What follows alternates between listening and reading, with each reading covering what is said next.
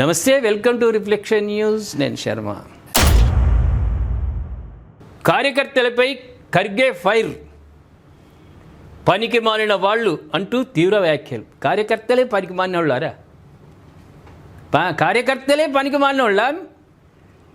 మీ నాయకులు పదవులు వచ్చిన తర్వాత కండువాలు మారుస్తారు. ఎవరు అధికారంలోకి ఉంటే వాని దగ్గరికి పోతారు ప్యాకేజీ కోసం. కార్యకర్తలు ఓరు. ఇవాళ కాంగ్రెసే కాదు, ఏ పార్టీ అయినా సరే కార్యకర్త ఎత్తిన జెండాను ప్రారంభమైనా దించాడు. మీరు దుర్మార్గులు, మీరు నాయకులు దుర్మార్గులు. అధికారం కోల్పోతే అధికారం ఉన్న దిక్కు వాళ్ళ దిక్కు చేరేటువంటి తత్వం, రాత్రికే కండువాలు కప్పుకునే ప్యాకేజీలకు లొంగేటువంటి నాయకులు మీరురా, కార్యకర్తలు కాదు. నేను అన్ని పార్టీలని చెప్తున్నా. కార్యకర్తలను దూషించిన వాడు ఎన్నడూ పైకి రాడు. ఇవాళ కార్యకర్తలను వేస్ట్ అంటుండే. ఎందుకంటుండే కాంగ్రెస్ అక్కడ కర్ణాటకలో మారింది. డీకే శివకుమార్ వచ్చిండు అక్కడికి. ఖర్గేకు నచ్చతలేదు. రాహుల్ వాళ్ళు ఏదో మాట్లాడుకున్నారు, 2.5 అని అప్పుడు అనుకున్నారు. సిద్ధరామయ్య డీకే, సిద్ధరామయ్య పట్టు పెట్టి కూర్చున్నాడు. నాదే ఇదే మ్యాగ్నెట్ పవర్కు అతుక్కున్నట్టు, ఇది నాదేగా, నేను 5 మొత్తం ఉంటా 5 ఏళ్ళు అన్నాడు. లేపిర్రు. ఇప్పుడు అది ఖర్గేకు నచ్చతలేదు పాపం. నచ్చక కార్యకర్తలు ఒక పార్టీ అధ్యక్షుడి ప్రమాణ స్వీకారం కార్యక్రమంలో డీకే శివకుమార్ సీఎం అంటే ఆయనకు కారపొడి తల్లినట్టే ఇన్ని కళ్ళల్లో.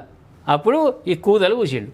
ఒక్కసారి చూద్దాం. పనికి మాలిన వాళ్ళంటూ వారిపై మండిపడ్డారు. కర్ణాటక పిసిసి నూతన అధ్యక్షుడిగా బీకే హరిప్రసాద్ పదవీ బాధ్యతలు స్వీకరిస్తున్న వేదికపై ఈ ఘటన చోటు చేసుకుంది. అయితే కార్యకర్తలు నినాదాలు ఆపకపోవడంతో ఖర్గే తీవ్ర స్వరంతో మాట్లాడారు. నోరు మూయండి, మీకు ఎట్లా పంచులు కొడతారు నాయన. మీరు కార్యకర్తలు ఏ పార్టీ వాడైనా అధ్యక్షులు వాళ్ళు వీళ్ళు దూషిస్తే మూతులకు పంచులు కొడతారు, కార్యకర్తలు మూతి పండ్లు రాలగొడతారు. కార్యకర్తలను దూషించినటువంటి పార్టీ ఏ పార్టీ కూడా పొడుగు దెబ్బదు. వాళ్ళే అసలైన వాళ్ళు, మీరు కాదు. మీరు దొంగలు. మీరు ఎవరో వ్యక్తి కోసం ఏర్పాటు చేసింది కాదు.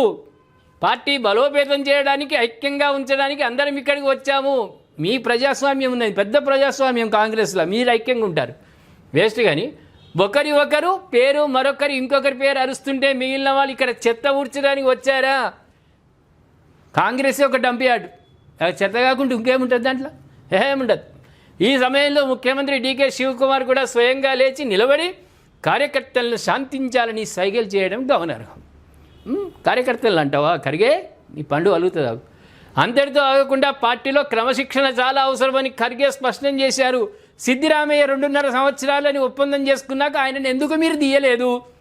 ఆయనను ఎందుకు ఒప్పించలేదు? ఇదే క్రమశిక్షణ అంటే. ఇలా ఉంటుంది, బాగుంటుంది.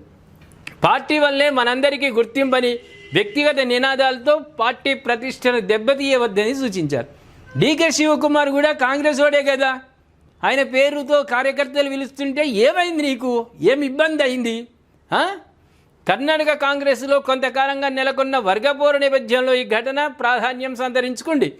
2023 అసెంబ్లీ ఎన్నికల్లో కాంగ్రెస్ విజయం సాధించినప్పటి నుంచి ముఖ్యమంత్రి పదవి కోసం సిద్ధరామయ్య, డీకే శివకుమార్ల మధ్య తీవ్ర పోటీ నడిచింది. అధిష్టానం జోక్యంతో సిద్ధరామయ్య సీఎం కాగా డీకే ఉప ముఖ్యమంత్రి పదవిలో సరిపెట్టుకున్నారు. 2 ఏళ్ల తర్వాత సీఎం మార్పు ఉంటుందని ఒప్పందం కుదిరినట్టు అప్పట్లో వార్తలు వచ్చాయి. దాని ప్రకారంగా సిద్ధరామయ్య ప్రభుత్వం 2.5 ఏళ్లు పూర్తి చేయగానే డీకే వర్గం అధిష్టానంపై ఒత్తిడి పెంచింది. దీంతో రానున్న 2025 ఎన్నికలను దృష్టిలో ఉంచుకొని అధిష్టానం నాయకత్వ మార్పునకు అంగీకరించింది. ఈ క్రమంలోనే మే 28 సిద్ధరామయ్య రాజీనామా చేయగా వారం రోజుల తర్వాత డీకే శివకుమార్ సీఎంగా ప్రమాణ స్వీకారం చేశారు. అల్లకల్లోలమైనటువంటి కాంగ్రెస్ ప్రతిష్ట దిగజారిపోతున్నది రోజు రోజుకు. మిగతా పార్టీలు కూడా ఎవరైనా సరే కార్యకర్తలే మోనార్కులు. స్వచ్ఛమైన నిజాయితీ గల వ్యక్తులు కార్యకర్తలు. వానైనా ఎండైనా చలైనా పార్టీ ఆదేశిస్తే జెండాలు మోసేటువంటి కార్యకర్తలను ఎవడైనా దూషిస్తే, ఏ నాయకుడైనా దూషిస్తే పతనమే తప్ప ఇంకోటి లేదు. ప్రేక్షకులు ఏమంటారు? కార్యకర్తలను నోరు మూయండి, పనికిరాని వాళ్ళు అని శాపాలు పెట్టిన ఖర్గే గురించి దయచేసి కామెంట్ రూపంలో తెలియజేయండి. సబ్స్క్రైబ్ చేసుకోండి, షేర్ చేయండి.